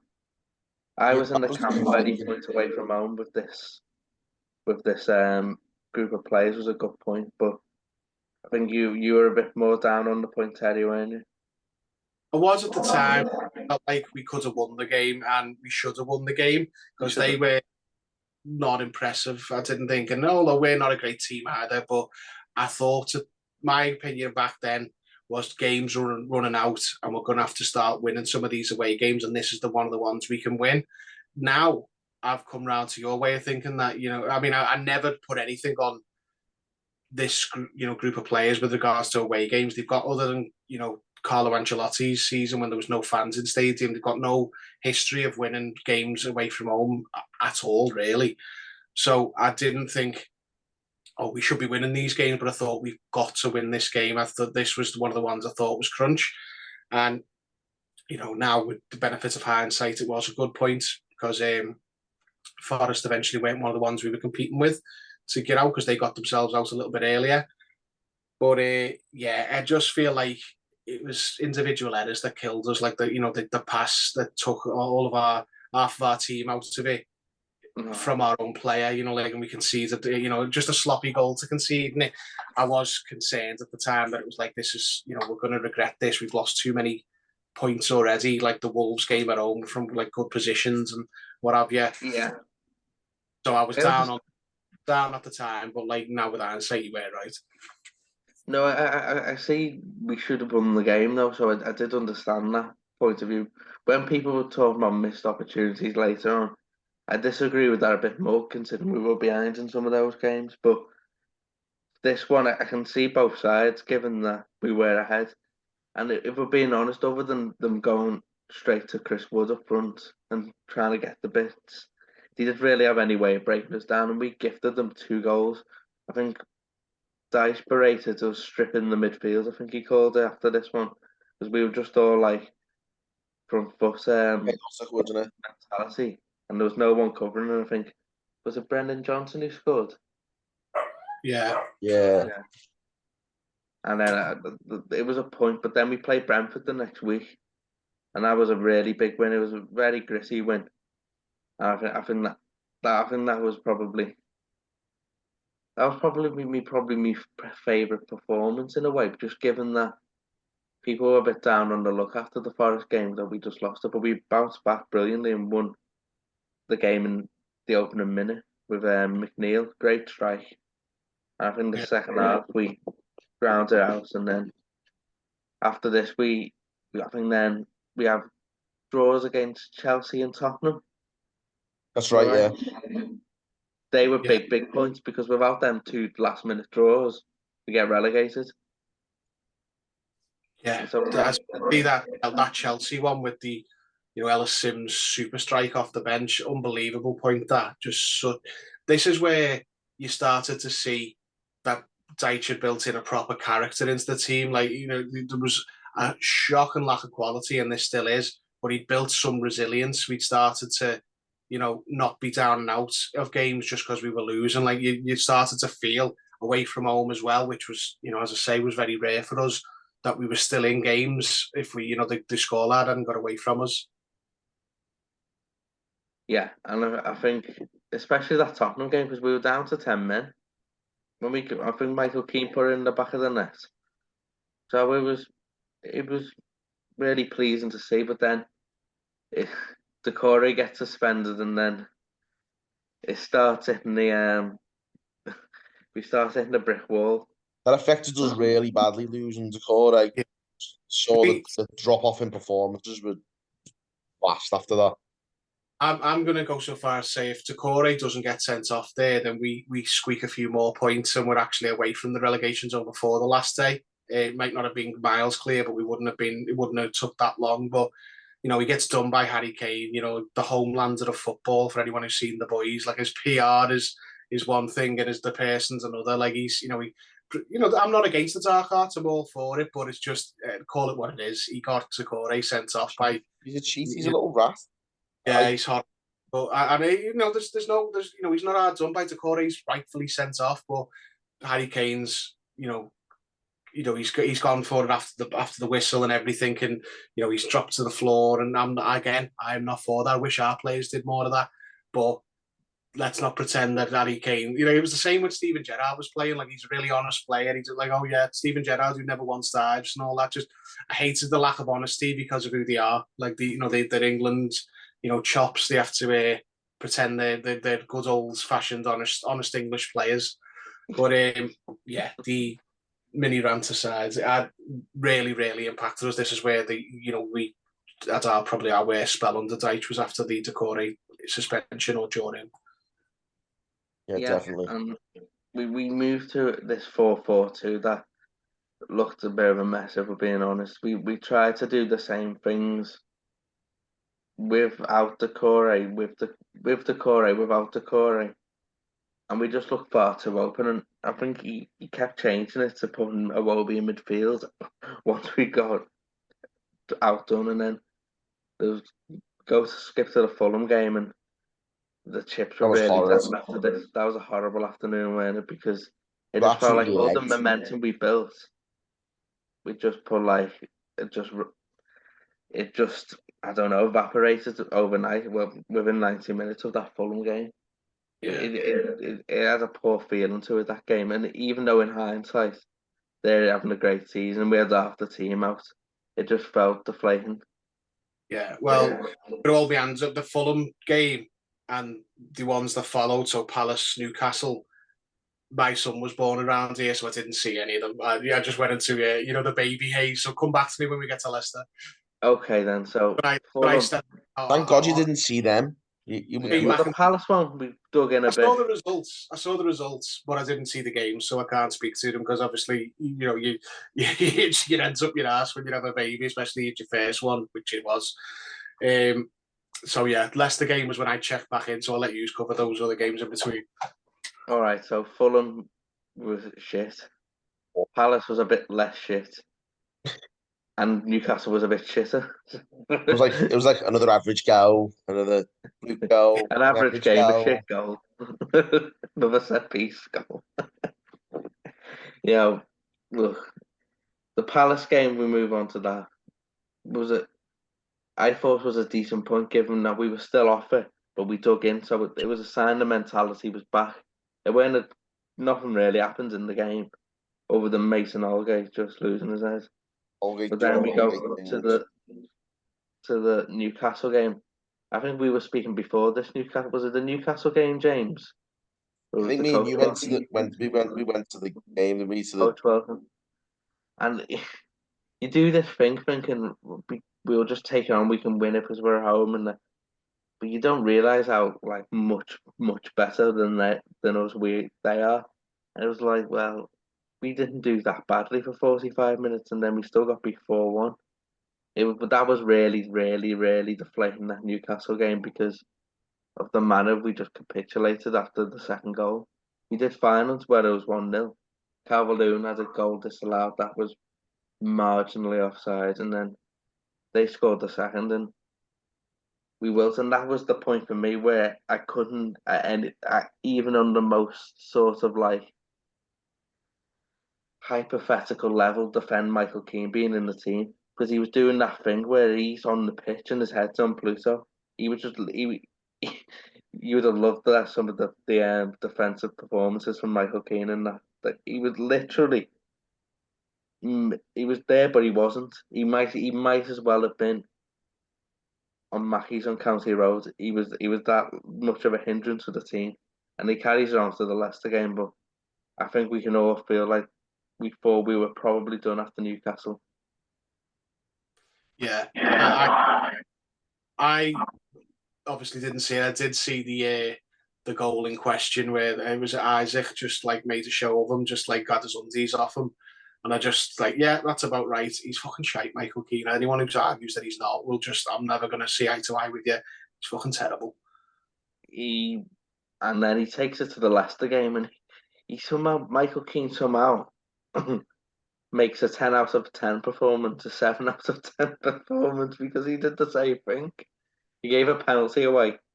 He's caught, stood still for the second goal. Now, it was a Wobie's mistake, to be fair.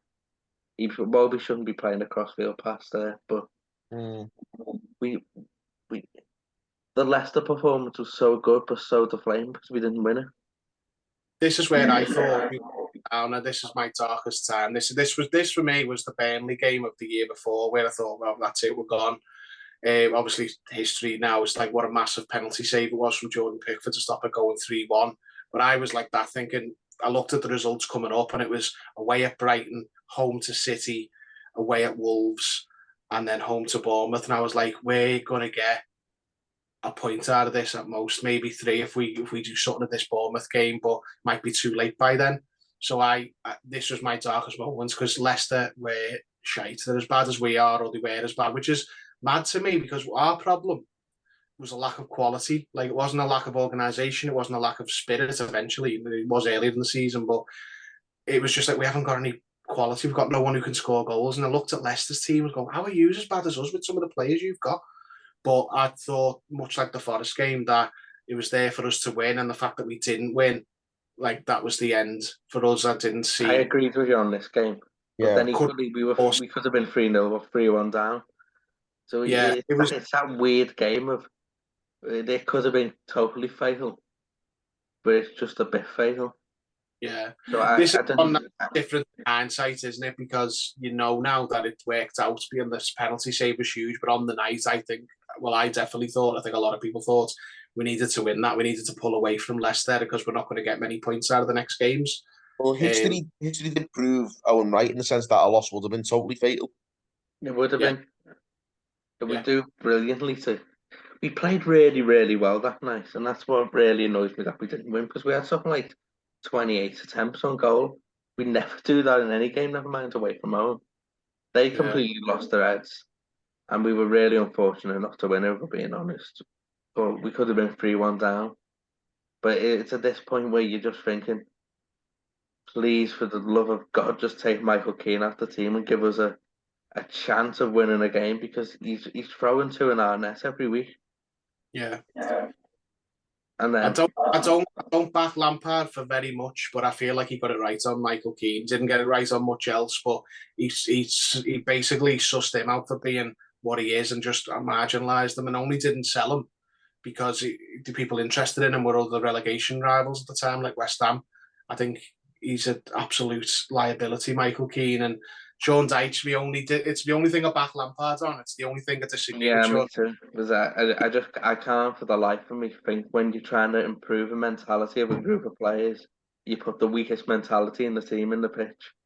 Yeah, and like I know Cody's got his detractors and whatever, but I thought there's not a chance that Connor Cody would be worse in this team than Michael Keane. And I didn't even the man who eventually replaced him, I wasn't even considering at this point. I thought the club had just made their peace with not playing Yerry Mina because of his injuries. Like no point playing him because you're never going to get to play him a second time. But this is where we go on to Brighton and things started to change. This was the point where I didn't want Cody back and I didn't want Keane back. For me, it had to only be Yerry Mina at this point. I found it very difficult trying to explain away Yerry Mina not playing in a team, because I thought, okay, unless his fitness is that bad and he's just keeping up picking injuries and training and that, I don't see why he would not be playing, because he's by far and away, with Tarkowski, our best centre back. But he comes back in for the Brighton game, and that performance was so big, wasn't it? It was brilliant. And I thought we got everything right that night. Biggest result of our season easily. It was the most shocking, like most surprising, because Leicester, Brighton are quality and we're crap away from home, especially. We went and absolutely tonked them, just an absolute mauling. When you rewind back to when they were at Goodison, they did the same thing to us. You just think, are these the same two teams, or have they swapped shirts? Like it was unbelievable. Like, and that is, I remember you said to me, Owen, you said to me in a text, we're going to have to just, after this Leicester game, we're going to have to win some away games. And I was mentally down at that point. I was like, no, we're not going to do it, Owen. And you were like, no, we'll have to just win away games. And did we win an away game? I saw an improvement in the mentality. And I also thought, and I said it to someone else, I don't know if I said it to you, but it's very clear what we've got to do in this Brighton game. We've just got to sit in and counter them. Whereas the Leicester game, it was a bit of as the football cliches, it can go, a bit of a ding dong. It was a bit of one of those where it's very unpredictable. And I didn't think these group of players could do like improvisation within the game. With Brighton, it's very simple. You're sitting there 4-5-1 on the edge of your box, and then you're kicking the channels and counter attack. And that's what we did. So it was very clear for me what we had to do for that Brighton game, and that's why I didn't think we'd win the Brighton game, but we would beat Wolves and draw Brighton. But I thought it was very clear of how we needed to get the point in that game, and we won 5-1. I think it was one of the most incredible, tactically brilliant performances I've ever seen from Everton, and I'm not over exaggerating, but given the enormity of it and what we delivered, I think that would be up there in one of my most important games I've seen. Yeah, definitely. So you got any thoughts on the Brighton game, James? Yeah, I mean, I was like really I was really down going into that because, like, obviously, we were under the impression that he's never going to drop Keane. And he was. I was actually at the Eurovision preview thing in the St George's Hall, and Dyche's face came up on the screen at one point, and a load of Everton fans booed him. Was it Everton fans though, or was it just cop-out because he was the Everton manager? Probably a bit of both. Well, I reckon at this stage. The bigger question is why the hell is he on the Eurovision screen? Wishing everyone well, wishing the city well, apparently, for hosting Eurovision. Yeah, well, the stereotype is he's Brexit man, isn't it? Like, that was what shocked me as well. But like, obviously, clearly, people realise that there's more to him than that. So someone's doing something right. But I don't get why they didn't. Like, you couldn't shoot deer on a balcony at Everton, could you? Like, let's be honest. We had Michaelenko, we had a Ukrainian player, and didn't have a message off him on the screen when we were hosting it. I was shocked at that, but there you have it. Like, but it was the general consensus around the club at this time was like a lot of fans had turned on Dyche because they never thought he'd drop Keane. Everyone could see he was costing us the points. And can I just say though as well, I don't want to ever tell anyone else how to support their club, but I think a lot of it was people who didn't want Dyche to begin with, who were now smelling an opportunity to stick their knife in. Yeah. Oh, people who didn't want Dyche to begin with were like, see, I told you he was crap. And it's like, I'm not laughing again going for it. As soon as we lose a couple of games next season, it's like the same people who backed a charlatan and Frank Lampard through all kinds. And, it turns up at that West Ham game going, oh, we love you, Frank, and all that. Like, they were the same type. That was my favourite video of the season. The same characters, the same type of people who were like, oh, he's shite Dyche and all that. It's like, all right, guys, come on. Like, you can't, you know what I mean? Like, they just, people who didn't want Dyche to begin with, wait for him to fail. And it's like, he hadn't even failed yet. No, they were jumping the gun a bit. I'm really gutted for them. I didn't work out for them. But then we move on straight away to the Man City game. And then Mason Holgate played left back, and one last thing on that Brighton game. That was like I was saying, like the mood was really low around the club going into that, and I just remember the whole mood on social media and around everyone who I knew. Oh, I'd come off her at this point, so I'm not going to comment on that. The mood was really low though in general about our prospects, and the whole fan base just lifted immediately when they saw that team sheet come out and Yerry Mina was in it. I think that was a big game changer. Like, putting Yerry Mina in saved the season, let's be honest. Probably in the end, I think it was one of a few factors that culminated from January. We've had Decore back for a bit now as well. And but Yerry Mina, it was just not only, another competent offender next to Tarkowski, but another goal threat. So, if we're going to focus on corners, you're not going to be happy if you're facing a team who focus on corners and free kicks, and then there's Yerry Mina and Tarkowski coming up for them. It was, I'm a fan of Conor Cody, but I wouldn't dream of suggesting that he's anywhere near the centre back that Yerry Mina is. But the only thing is, Yerry Mina was very injury prone, so I do understand why they were, nervous to go to him, because they thought they're going to play him for a game and he's going to sit down, on the 80th minute. And the way we used him is the way I would have used him. I'd have gone, right, we'll use him if it gets really dicey towards the end. And we need to just, say to him, give us 4 games, give us 3 games, and, that kind of thing. I'd have probably got a bit earlier than Dyche did. I'd have probably gone after Newcastle for the Leicester game.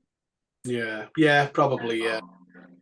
And I probably wouldn't have dropped Conor Cody in the first instance, just because I felt that there was a partnership there. Yeah, better. Whether you think Michael Keane is better in the air than Conor Cody by a stretch, but I think the best partnership was Cody and Tarkowski, and I didn't see any redeeming qualities for Keane. You know what I mean? Like, no, I struggle to. The one thing I would do to try and give his perspective from it was Michael Keane was a pretty good centre back at Burnley, and managers have egos and they think, oh, I'll sort it again, and I'll get X, Y, and Z performing the way they were, but with him, his head's that far gone. Anyone could have told him that this was a bit of a lost cause. And he did learn it eventually, didn't he? He dropped him. He didn't just him and go, "This is my player. I'm going to use him." He the penny did drop with Dyche eventually. He was like, "No, I'm going to have to drop him," because even towards the end of the season, when we went to a back 3 on the last game, Keane still was nowhere to be seen. So when we play Wolves, Man City, and I really don't want to talk about Mason Holgate's so-called performance at left back because I'll probably have like a legal bill tomorrow morning because I thought that little of it. It was an absolute disgrace, honestly. Yeah, And I then think. nothing to really mention in this game. I thought it was one of them. We did quite well until they What can you scored. say? Yeah, we did all right until they scored, and then they just do what they do. And then Wolves, my stream went off on about the 95th minute, and I Me was too. livid. I was on the same one as you because I was feeling very, very Only bleak. perfectly legal one from very legal sources. Yeah, mine was as well. Yeah, Very legal stream. It just went off. It must have been like a fault in the area or something. yeah. And then Bad I weather saw for a you. hero final score. Yerry Mina scored, and it just like collapsed to the floor.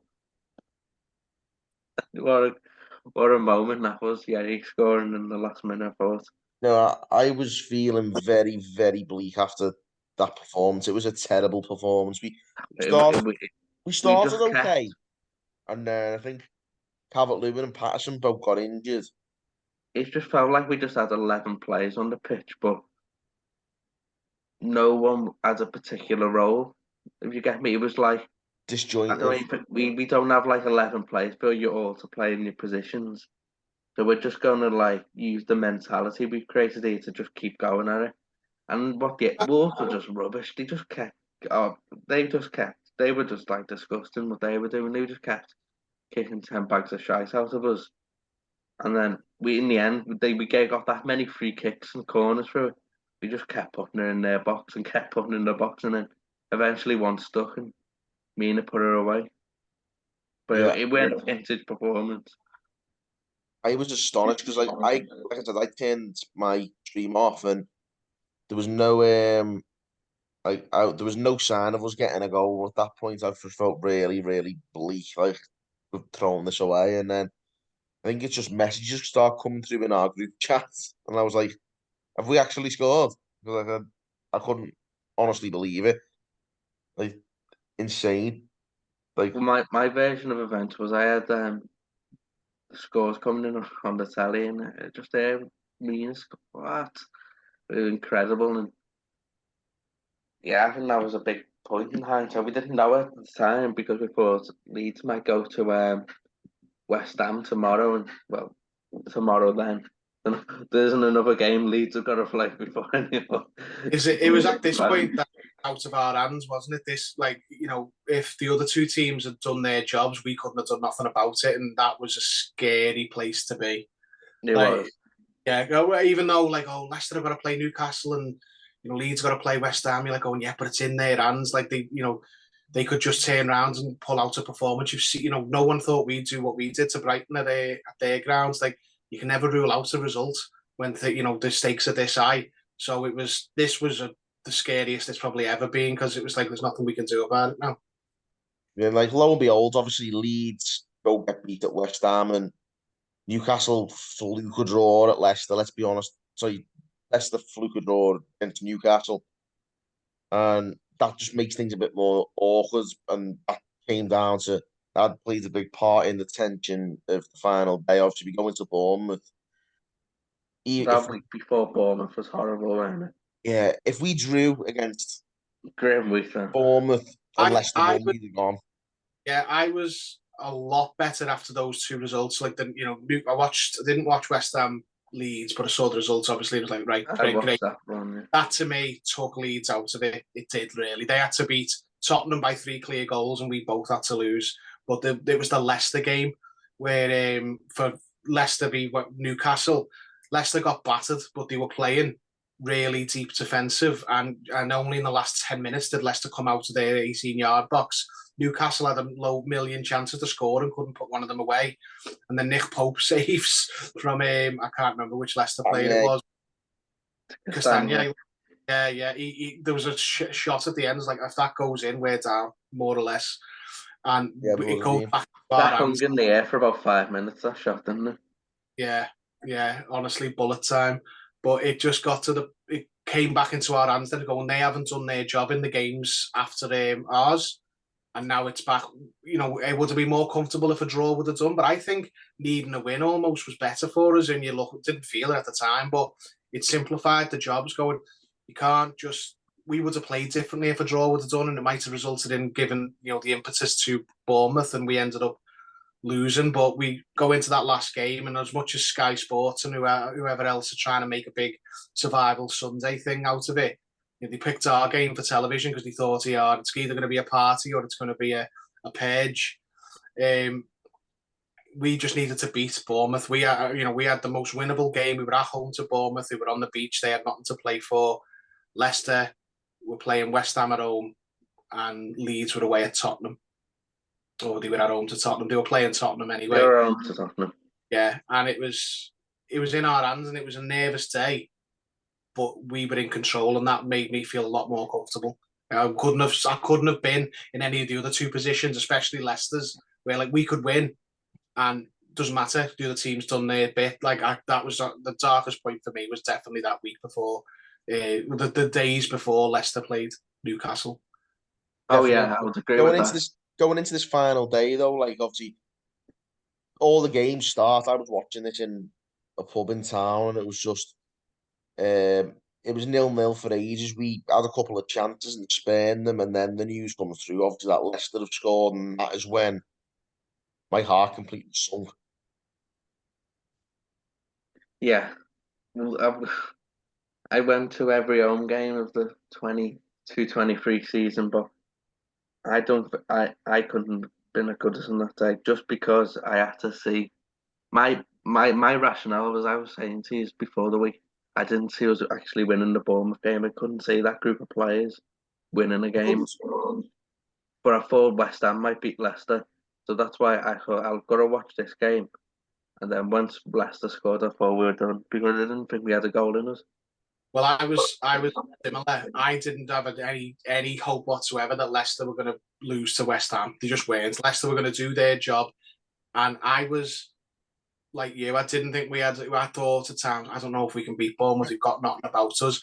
But I thought to myself, nothing. I'm not even paying attention to the other games because we just need to do our job. There's more chance of us beating Bournemouth than there is of West Ham beating Leicester. That's the way I felt about it.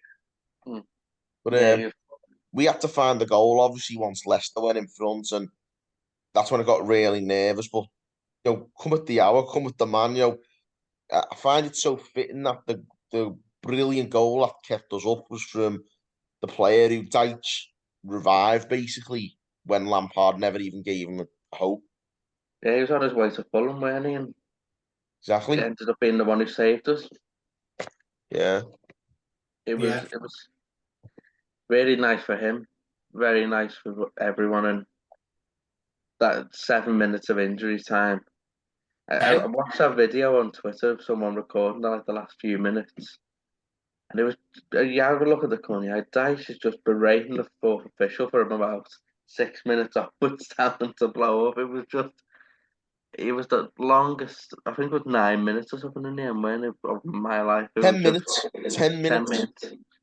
I said there's another timeline out in the multiverse where Everton conceded a 100th minute goal to be relegated, and then I don't know, Goodison Park just becomes a black hole and destroys the earth because I'm sorry, I don't think we put up with some shit over the and have put up with some shit over the years, like the Newcastle game where we were 2-0 up in the 91st minute. I don't think I could have survived. I don't think the City could have survived Everton being relegated in the 100th minute of a match. I just don't think it could have. Especially by someone called Kiefer Moore. Yeah. But if you look at the commentary by Paul Mason on Soccer Saturday, which I don't advise anyone to do usually, but he was saying Bournemouth don't even look like scoring. When you're not one of the supporters of the team, you must have looked at that match and thought, yeah, Everton are safe. Bournemouth aren't going to do anything here. They don't even look like they're going to do anything. But when you're in the shoes of an Everton fan, you're just like, just get the ball away from our half of the pitch. And, the whistle blows up, and, a couple of hundred knobheads run on the pitch to celebrate because they want to take pictures on the pitch, and they get booed by the rest of the stadium and sack the board rings out as it should do. As it definitely should do. Obviously, I think we have also had the protests this week as well. On Saturday morning, I went to the protests as well, and I mean, there weren't loads of numbers, but it's important to keep pressure It's on for what we change did because we need it now. what we didn't do last summer, and keep the pressure on. Absolutely. But I'll let Owen take the post-match stuff from Dyche, because complete change of body language, of tone, of messaging, the excellent man management of making the players feel noticed, and there was no need for that anymore. And Dyche's real character came out, and he won over a lot of Dars with his comments, didn't he? Myself included, as now a new Everton Dar. It was a weird one, that, because it was like he'd gone from a few knobheads booing him at the Eurovision, which I can't actually believe actually happened. But that's the first time I've heard he was at Eurovision. I still can't get over that. So like people like talking about him in real adulation after that press conference, and it was like it was nice to see. But yeah, he was spot on. He talked about how this can't happen again and how it's nothing to be celebrated, and I think we're all in that camp, really. Though, Yeah. look, We'd have been well gone without anyone else. Put it that way. We'd have been gone with any other manager. Any other manager would have tore us down. Why he was just spot on, and I think he won a lot of people over. He turned some of the people who weren't having him at all to, right, you've got a chance. The people who were 50-50 going, yeah, I actually quite like him. And, well, he's never going to change my opinion of him, but the people who still really liked him starts to really, really like him. And it did really well, and I thought it was a nice way to end the season. Now it could have been, he could have dined out on it. Let's be honest, because of the amount of stuff he could have really done, though, because he didn't take it from 15 to 16. He really had to battle and scrap and improve a lot of the sort of the variables of this team. Use what's on the weapon rack, as Terry said. He had to try and find a way of getting Damari Gray effective up front, bring Decore back, try a million different fullbacks to see if they could do it. None of them really did it. Patterson did in the end, and in hindsight, he should have gone for that originally. But so yeah, McNeil, he brought him back. He used every weapon he could possibly have. He had at his disposal, including trying things that didn't work, like some of the fullbacks, and ended up finding a way. And in my opinion, and everyone else, he deserves an enormous amount of respect and appreciation for the job he's done. The odds were so heavily stacked against them, where they were like when they were stacked heavily against anyone, but there was only one person who could have defied those odds, and for me that was Sean Dyche, and so it proved. Yeah, he was the right fit. He continues to be the right fit for what we need to do next season, and now we need to build and progress the team. And I think we can all hope and aspire to have a much more comfortable season next year. Fingers crossed. I mean, a lot of that, like I say, heavily depends on what happens next with there's got to be changes in the boardroom, there's got to be changes in ownership, and there's got to be investment, there's got to be some transfers, both in and out this summer. There's got to be some more considerable changes in playing staff. There's got to be a lot of change to make things easier, but off the field stuff speaks for itself. Like everyone knows, we need massive change upstairs, but just on the pitch and on the training grounds, they just need to back Sean Dyche as much as possible. And there might not be a lot of money to spend, but I mean back him to the hilt. If he wants to get rid of a player, you've got to get rid of them. You can't have these players down in tools on another manager. You've got to bring in, if he wants to bring in 6 players, and some of them will be free transfers, some of them will be loans. You've got to do it. You've got to give him as much as you can, because he will, back him. He will rebuild this club up. No, he's not going to turn us. He said it himself. He hasn't got magic dust. He's not going to turn us into a European contender overnight. But he will improve this team and this squad and this club to be better than this last day survival scraps again, because we've had large slice of luck this year as well, the same as last year. We won't get away with it again. We need to get ourselves away from this, and he's got the right mentality. He said, "We're Everton. Why are we celebrating this? This is pathetic. The way we've been down here for 2 seasons, and I don't want this again." So we need. He's absolutely spot on.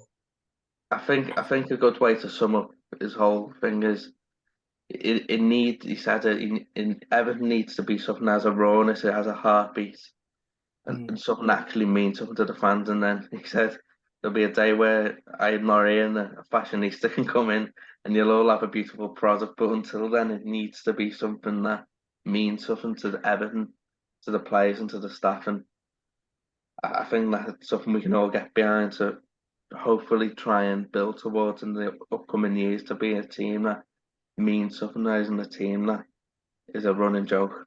Just here to make it look, we can't be having this anymore. And that's what these protests are for, by the way. We need to demand change in the people at the top. The whole mentality in the club, the playing staff as well needs to change. And that all comes from whoever is in charge needs to be backing Sean Dyche to the hilt now, because proving on very, very, very limited resources, well, no resources in terms of transfers in January. He's proven that he can do a good job with very little. If you give him a little bit more, what's stopping him achieving even more? Like, just let's give him a chance, and let's back him for next season. And all those things he said there, like you say, about wait, we've got to do all the hard work before a fashionista can come in, and that.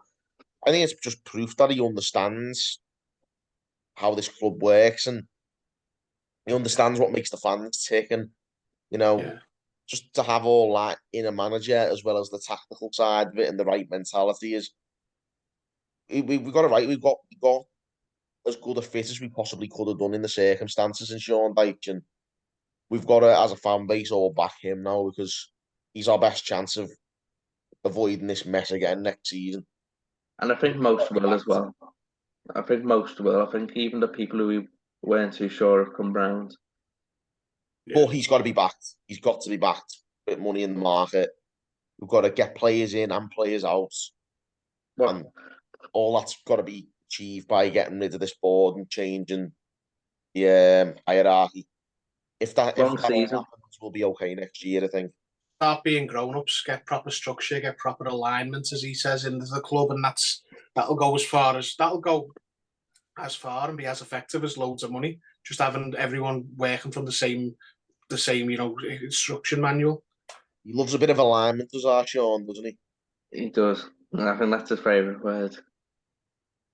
Well, he's got a point, though.